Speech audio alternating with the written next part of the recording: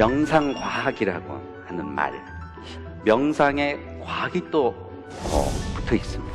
명상도 어려운데 명상과학은 도대체 무엇일까요?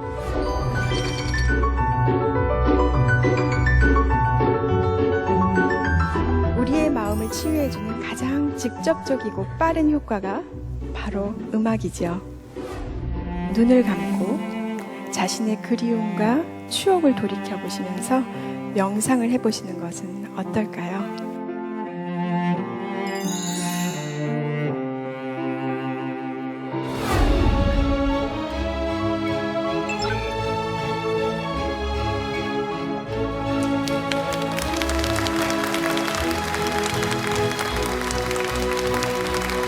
안녕하세요. 저는 그리움 앙상블의 바이올리니스트 유시연입니다. 오늘 저희 그리움 앙상블은 그리움을 담다라는 주제 아래 음악이 우리에게 주는 정서적인 치유와 행복을 여러분과 함께 나누고 싶습니다. 여러분 함께 상상해 보시죠. 때는 바야흐로 1777년 독일의 만하임입니다. 눈앞엔 초록색 들판이 펼쳐져 있고요. 드문드문 예쁜 지붕 있는 집들이 흩어져 있습니다. 그리고 뜰에는 새들이 지저귀고 있습니다. 아름답고 평화로운 독일의 전원 풍경이 연상되실 겁니다. 어떠세요? 상상만으로도 마음이 조금 편안해지시나요? 안 편안해지세요? 이렇게 편안하고 안정감을 주는 장르가 바로 클래식 음악입니다. 우리는 흔히 서양 음악을 클래식 음악이라고 통틀어서 부르기도 하는데요. 서양 음악 장르 안에서도 고전 음악을 바로 클래식 음악이라고 합니다. 그 후에 나오는 낭만 음악이나 현대 음악과는 대조가 되는 시대의 음악입니다. 클래식 음악을 들으면 편안해지고 안정감을 느끼는 이유는 고전 음악이 갖는 음악적 구조가 대칭을 이루기 때문입니다. 멜로디 선율이 4마디를 물어보면 4마디로 대답하고, 또 크게 8마디로 물어보면 8마디로 대답하고, 이런 대칭 구조 때문에 듣는 이로 하여금 굉장히 안정감을 느끼는 것이죠. 우리의 마음을 치유해주는 가장 직접적이고 빠른 효과가 바로 음악이죠. 그럼 다음 순서로 산새가 지저귀는 듯한 아름다운 모차르트 플루트 퀄텟의 3악장 론도를 들어보시겠습니다.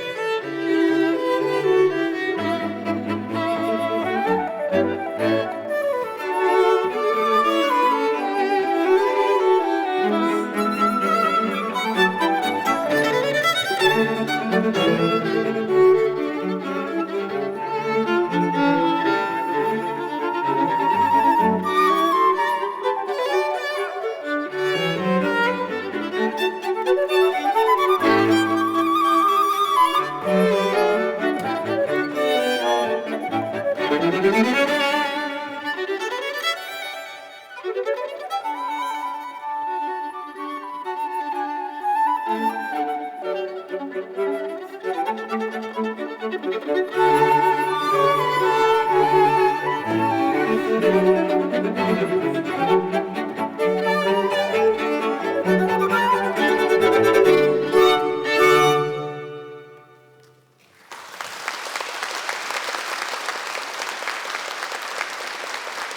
여러분 모차르트 플루 퀄텟 들으시니까 마음이 조금 편안해지셨나요?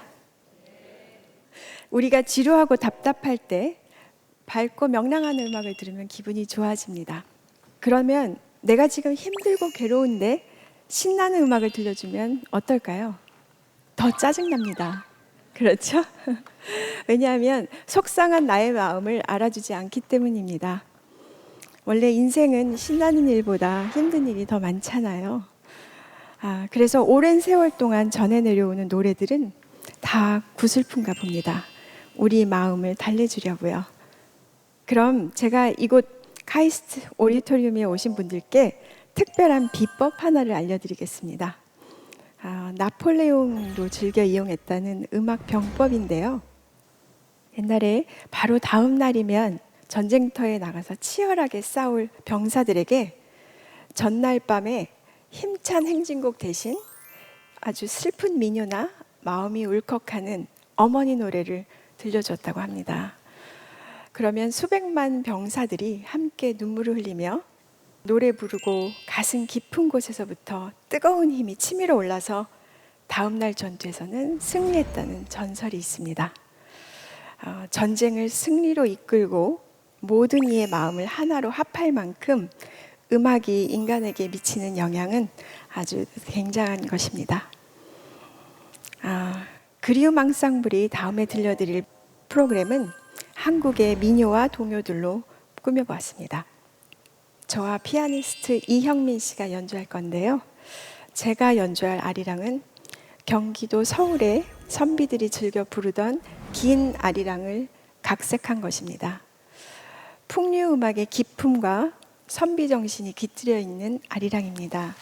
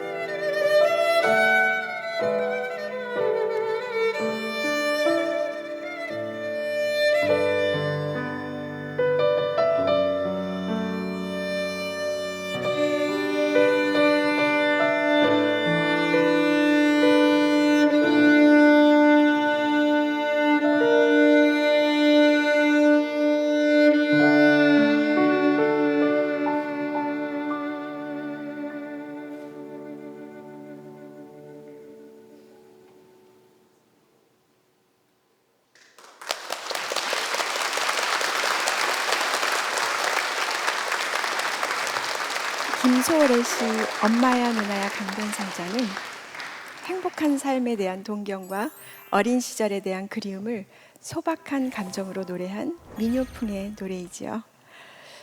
가사를 살펴보면 엄마야 누나야 강변 살자, 뜰에는 반짝이는 금 모랫빛, 뒷문 밖에는 갈잎의 노래, 엄마야 누나야 강변 살자. 한강의 모래밭을 금빛 뜰로 삼고 여기저기 흐드러지게 자라고 있는 갈대를 갈잎의 노래로 상상하면서 현실을 위로하는 마음이 담겨져 있습니다. 이렇게 애틋한 감성이 담긴 가사가 아름다운 선율을 만났을 때 이 노래는 단순한 음악이 아니라 우리의 마음을 감싸주는 힐링 에너지가 되고 고통을 잠시 잊게 해주는 마취제가 되는 것이겠죠. 그럼 홍승기의 엄마야 누나야 주제에 의한 변주족 환상곡을 감상하시겠습니다.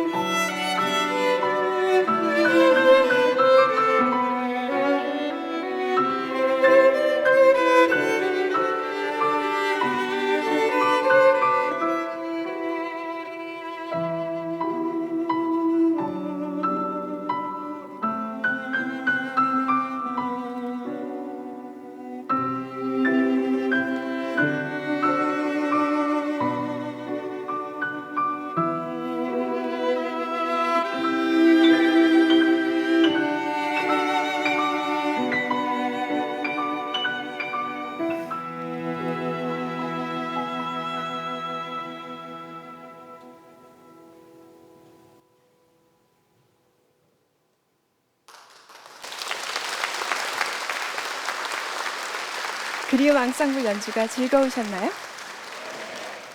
네, 1시간 전에 공연이 시작할 때와는 다르게 여러분 얼굴에 미소가 가득합니다. 사실 연주자는 무대를 좋아하면서도 너무 부담스럽고 긴장하기 때문에 즐기면서 연주하는 것이 쉽지 않은데요. 여러분 덕분에 저희도 아주 행복했습니다. 오늘 공연의 주제가 그리움을 담다이잖아요. 그래서 저희가 선물로 여러분의 마음에 그리움의 여운을 담아드리려고 합니다. 첼리스트 최정주 씨가 정해드리는 한국의 아름다운 동요입니다. 첼로의 포근한 선율이 나오는 동안 여러분께서는 눈을 감고 자신의 그리움과 추억을 돌이켜 보시면서 명상을 해보시는 것은 어떨까요?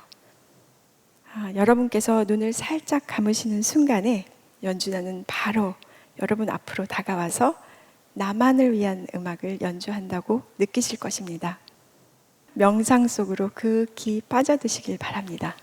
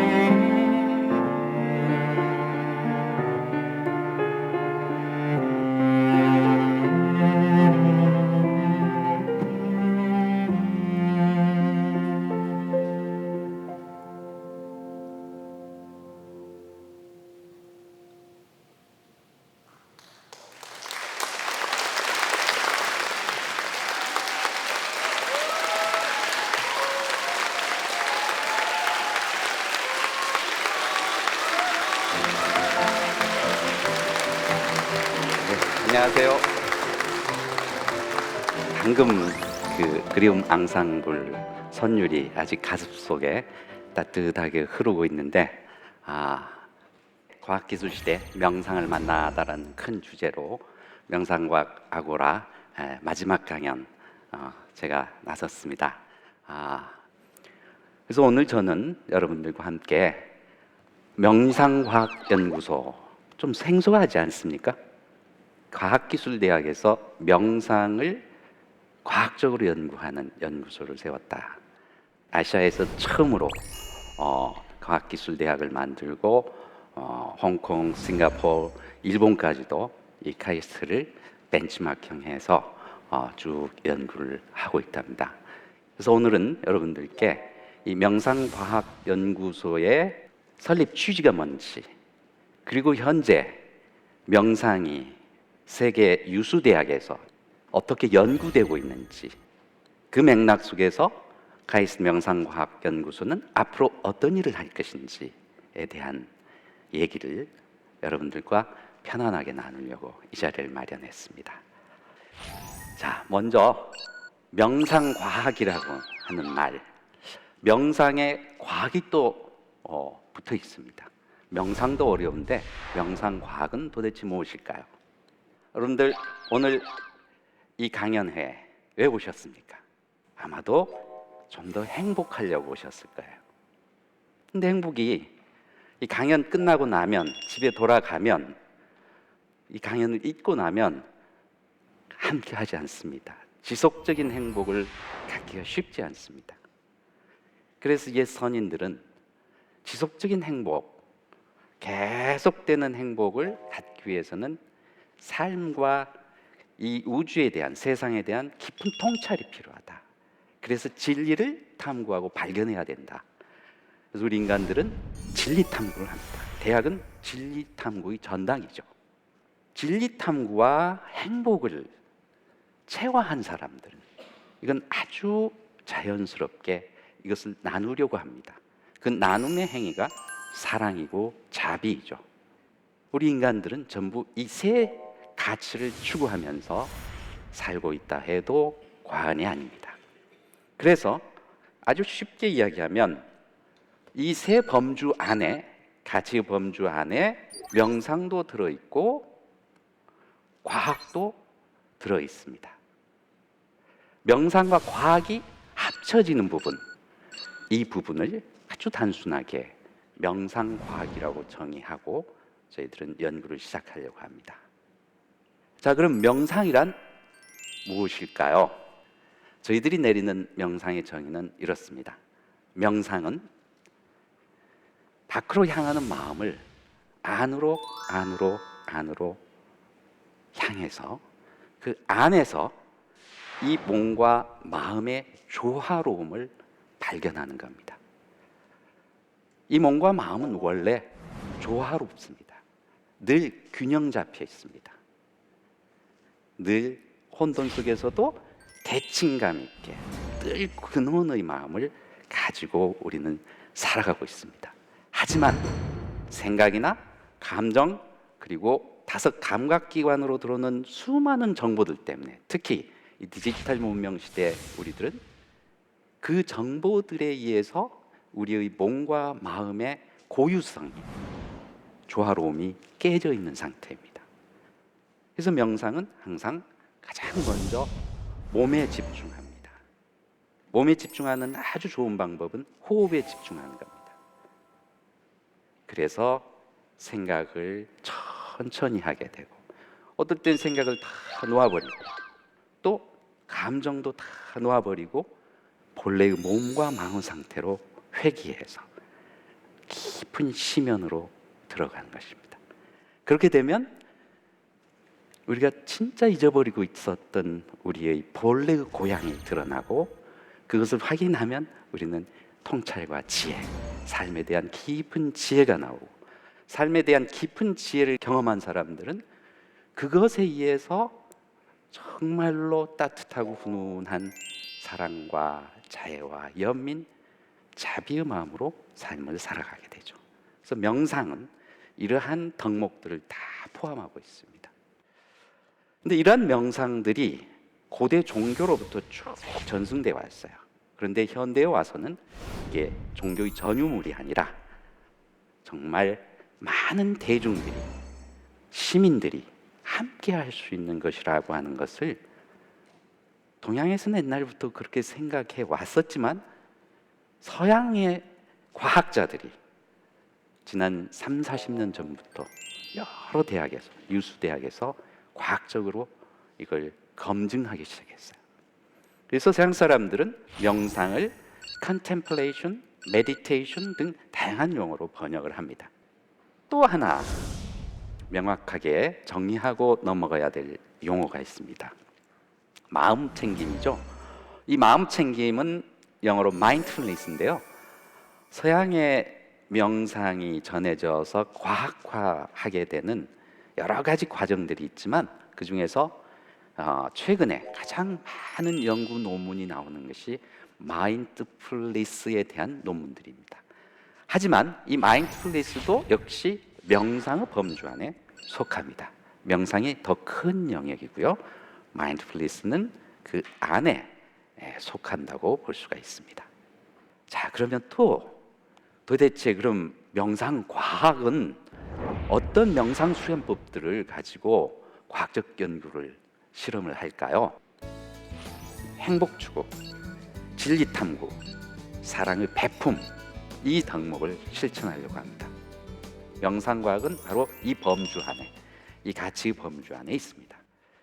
자, 그런데 여러 가지 명상법들이 있죠. 근데 이 명상법들 중에서 가장 바탕이 되고 그리고 빼놔서는 다른 명상법들을 할 수가 없는 개념이 바로 마음 챙김이라고 하는 것입니다. 서양에서는 바로 여기에 주목해서 마음 챙김, 그리고 현존이라는 말을 제가 썼는데 영어로는 presence죠. 현존, 현재에 지금 여기에 깨어서 우리 존재의 깊은 심연으로 접속해 있는 거죠. 이걸 바탕으로 해서 사실은 하나의 대상에 몰입을 하면 이걸 집중 명상, 몰입 명상이라고 합니다. 그리고 이 몰입 명상의 하나의 종류가 자비 명상입니다. 자비 명상은 일정한 기도문과 같은 자의 구, 내가 행복하기를, 내가 건강하기를, 내가 늘 평화롭기를, 이런 기원이 담겨 있는 어구, 따스하고 훈훈한 느낌을 몸에서, 특히 가슴에서 알아차림하면서 일정 시간 동안 그 하나의 대상에 마음을 집중해 주는 거예요. 몰입해 주는 거예요. 이게 자비 명상입니다. 그래서 몰입 명상의 일종이죠. 근데 이것과는 또 다른 명상이 있습니다. 그게 뭐냐 하면 통찰 명상입니다. 통찰 명상은 삶의 존재의 현상을 깊이 통찰해 들어가는 겁니다. 관계성을 깊이 통찰하는 겁니다. 그러다 보면 이 몸과 마음의 존재성에 대한 의문이 일어나면 그 의문의 답들이 스스로 마음속 깊은 곳에서 드러납니다. 그래서 이러한 명상법들 역시 옛날부터 전통적으로 그리고 지금 현대에서도 많이 수련되고 있는 부분입니다. 자, 이 모든 명상 방법들을 우리는 명상과학연구소에서 명상과학의 범주 안에 포함시켜서 앞으로 연구할 예정입니다. 자, 그러면 이것에 따른 명상과학연구소의 비전은 무엇일까요? 명상의 과학적 기재 연구를 하겠다. 그러면 구체적으로 어떤 것들을 연구할 것인가? 명상에 관련된 많은 효과들이 검증되어서 그 논문들이 많이 있습니다만 과학적 기재, 메커니즘이 뭔지는 많이 밝혀지지 않았습니다. 그래서 인공지능, 또 가상현실, 증강현실, 또 메타인지에 관한 여러 가지 연구들을 저희들이 선도적으로 진행할 예정입니다. 그다음에 두 번째는 명상을 과학적으로 연구한 것은 서양이 훨씬 앞서 있습니다. 지금 3, 40년 전부터 많은 연구 업적들이 지금 누적돼 있고, 그러기 위해서는 KST에서 이미 많은 연구를 한 연구기관들과 국제적 유대관계를 갖는 것이 중요하리라고 생각됩니다. 그래서 저희들은 하버드 메디컬 스쿨과 연계되어 있는 캠브리지 주립병원에 Center for Mindfulness and Compassion이라고 하는 연구소가 있습니다. 우리와 같은 명상과학 연구소죠. 그곳에서 Mindful Self-Compassion, 마음챙김 자기자비라고 하는 명상 프로그램을 만들어서 지금 세계화하고 있습니다. 하버드 메디컬 스쿨하고 연계된 이 병원 연구소에서 매뉴얼을 잘 만들었더라고요. 그래서 그 매뉴얼만 보면 80%는 5박 6일짜리를 2번을 하면 그냥 가르칠 수 있을 정도 매뉴얼이 구체화되어 있어요. 그쪽과 연계해서 국제적인 연구를 할 예정입니다. 그리고 또 하나는 이제 교육이죠. 우리가 주변에 보면 많은 명상 방법들이 있습니다. 하지만 과학적으로 검증된 방법들은 그렇게 많지 않아요. 과학적으로 검증되어 있다고 서로 많은 논문이 나오고 인정하는 프로그램들은 거의 아쉽게도 서양에서 개발된 프로그램들입니다. 그래서 이미 과학적으로 검증된 명상 프로그램들을 소개하고 그것들을 대상으로 뇌과학적인, 인지과학적인 연구를 하고요. 또 우리 실정에 맞는 명상 교과서를 개발해서 그리고 또 맞춤형 명상 프로그램들을 개발해서 확산하려고 합니다. 자, 그러면 명상과학이 언제부터 시작돼서 쭉 보시면 1800년대부터 시작돼서 사실 그때는 동양 종교 전통에 국한돼 있었어요. 근데 서양인들, 특히 상류층 서양인들이 동양에 와서 명상을 하고 이건 너무나 특이한 경험이고 자기네 전통에서는 이미 잊어버린 것이라고 생각을 하고 이것에 대한 관심을 갖기 시작했습니다. 60년대, 80년대에는 아마 생각나실 분도 있을 거예요. 펑키, 히피, 서양 사람들이 동양에 와서 그런 타입으로 명상을 했습니다. 그런데 80년대에서 2010년대에 들어오면서 완전히 상황이 달라집니다. 특히 타임지의 The Science of Meditation이라고 하는 이 커버가 나오면서 이미 명상은 네이처나 사이언스지에 중요한 연구 성과로 실렸다는 것을 나타내주고 있습니다. 타임지 표지에 나올 정도면 이미 많은 사람들이 이것을 인정하고 검증한 거라고 이야기할 수가 있죠. 이게 지나면은 2014년도에는 마음 챙긴 혁명의 해라고 할 정도로 그래서 타임지에는 The Mindful Revolution이라는 단어를 씁니다. 그리고 2016년 타임즈에는 New Science of Health and Happiness라고 하는 표제가 나오게 됩니다.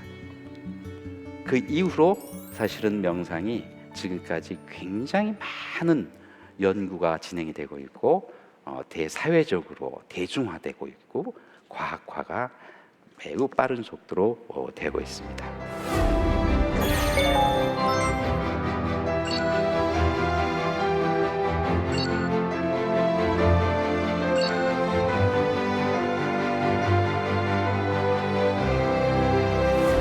어떤 분야에서 이 마인드풀니스 명상을 많이 연구할까요? 심리학 분야입니다.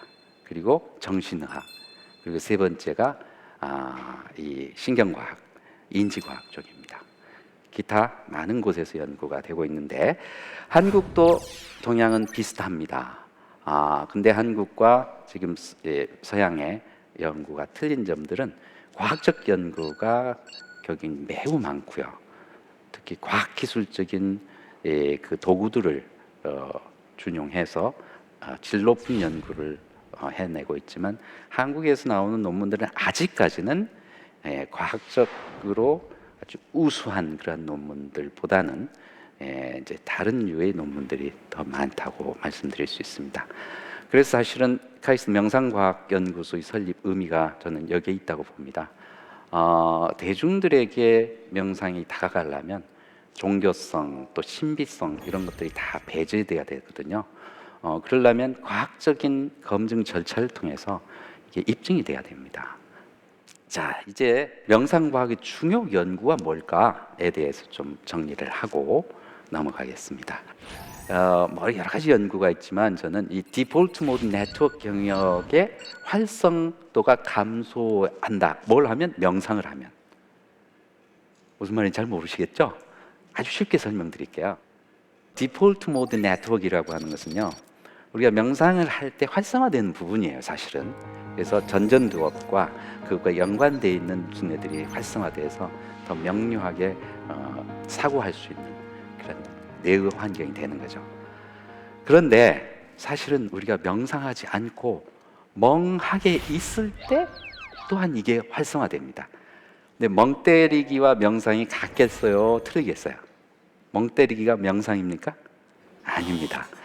멍 때리기는 디폴트 모드 네트워크가 뇌내에서 계속 공전하고 있는 거예요. 예를 들어서 요즘 새로 승용차 구입해 보면 브레이크를 밟으면 시동이 자동으로 꺼지죠. 브레이크를 떼면 시동이 또 자동으로 걸립니다.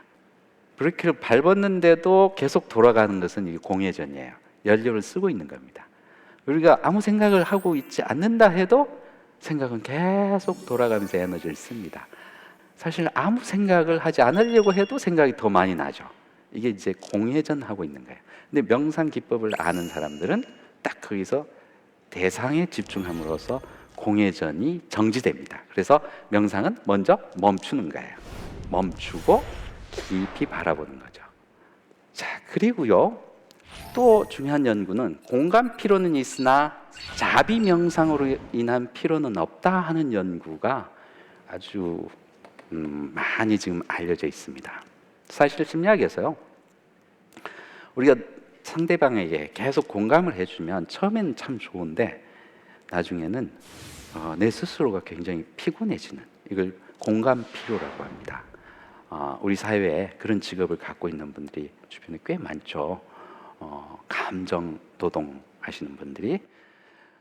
내가 사랑스러운 마음, 자비로운 마음으로 남들에게 좋은 것을 이렇게 마음속으로 주면 내가 피곤해지고 힘들어진다, 이렇게 생각하고 있었어요. 그냥 막연하게. 근데 뇌 사진을 찍어보니까 완전히 달라요, 뇌의 영역이. 마티오 리카르라고 하는 그 프랑스 분인데요. 그분이 이 막스 프랑크 연구소의 이제 실험 대상이 돼서 이제 자비 연구를 하고 있는데 40분 동안 fMRI 기계에 들어가셔서 폭력물을 계속 보도록 했어요.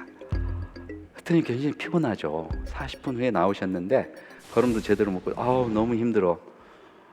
근데 이제 대기하고 있던 다른 연구원들이 이제 점심 드시러 가자고. 그러니까 나 점심 못 먹게 속이 울렁거려서. 그러니까 바로 그 연구 주임이 그럼 다시 들어가셔서 이제는 똑같은 폭력물을 보시면서 자비 명상을 해보세요. 실제 그렇게 했습니다. 그랬더니 자비 명상을 하는 순간 이 스트레스를 관장하고 있는 뇌 부위가 비활성화되면서 전전두엽 두엽이 활성화되기 시작했어요. 40분 똑같은 폭력을 봤는데 자비 명상을 했기 때문에 전혀 피로도가 뇌에 나타나지 않는 거예요. 그래서 나오셔가지고 매우 상쾌한 모습으로 이제 밥 먹으러 가자고. 사실은 그런 연구, 특히 뇌파를 가지고 자비 명상자들에게 그 좋은 감마파가 40Hz 이상의 감마파가 나온다는 것은 이미 많이 밝혀졌어요. 그리고 자비 명상을 오래 하면 전전두엽이 두께가 두꺼워진다는 것도 이미 다 밝혀졌습니다. 근데 그 공감 피로와 자비 피로가 다르다고 하는 것이 발표된 것은 2013년도이고요. 명상 연구에 대한 대규모 리뷰 연구가 세계적으로 되기 시작했다고 볼 수 있습니다. 한국에서도 이제 변호사협회에서 명상을 하기 시작했고요. 의사 선생님들, 그래서 대한명상의학회가 작년에 발족이 됐고 한국 기업에서도 이제 비즈니스에 명상을 도입하기 시작했습니다. HST 잠깐 소개드리고 실습을 하고 마치도록 하겠습니다. HST는 Heart Smile Training입니다. 자비 명상의 일종이죠. 그래서 본 명상과 보조 명상으로 나눕니다. 본 명상은 아주 단순합니다. 스마일하고 그 스마일의 느낌을 가슴으로 느껴주는 겁니다. 근데 이게 자비 명상 아까 소개드린 대로 몰입 명상입니다. 그래서 일정 시간 동안 가슴에서 스마일의 느낌을 유지시켜 주는 게 핵심입니다. 근데 그게 잘 안 되거든요. 그래서 그걸 활성화시켜 줄 수 있는 다른 명상법들을 개발을 했습니다. 하트 스마일 무브먼트, 손 모양 스마일 하면서 몸의 세포 단위에서 이게 활성화되도록 하고요. 감사 사랑 무브먼트는 터치 앤 고라고 영어로 하는데요. 손을 안으로 할 때는 감사, 밖으로 할 때는 사랑을 나누는 이런 행법들입니다. 감사 수용 명상은 자기 스스로에게 깊은 감사를 하면서 있는 그대로의 자기 현재의 몸과 마음을 그대로 받아주는 겁니다. 그리고 따기온스는 누워서 하는 거나 또 앉아서 하는 몸을 스캔해 가면서 이완시켜주는 행법이고요. 소리 명상은 소리 공명을 통해서 몸의 세포마다 전부 이완해서 깊은 내면 세계로 들어가게 하는 명상법입니다.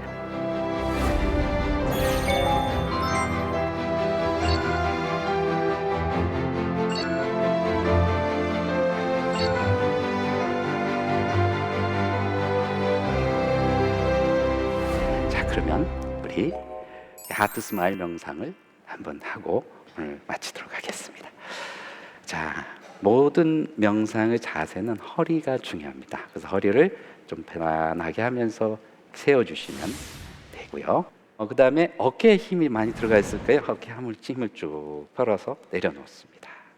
그리고 양손은 무릎 혹은 허벅지에 올려서 엄지와 검지를 이렇게 가볍게 쥐어주세요. 그리고 가슴을 활짝 열어서 편안하게 내려놓습니다. 제가 안내해 드리는 대로 그대로 따라오시면 됩니다. 자, 숨을 그냥 편안하게 들이셨다가 편안하게 3번 내쉬어봅니다. 자, 들이쉽니다. 숨을 깊이 편안히 들이셨다가 편안히 코로 내쉽니다. 한 번 더 들이셨다 편안히 내쉽니다. 자, 주의를 발바닥에 두어 봅니다. 발바닥을 있는 그대로 느낍니다. 자, 이제 발바닥에서 서서히 주의를 머리 정수리 쪽으로 옮겨줍니다. 정수리를 한번 느껴봅니다. 아주 잔잔한 미소를 지어보세요.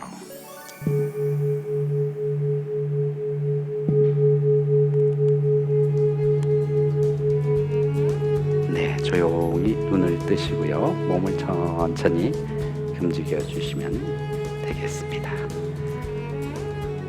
네, 오늘 강연은 여기까지입니다. 너무 감사합니다.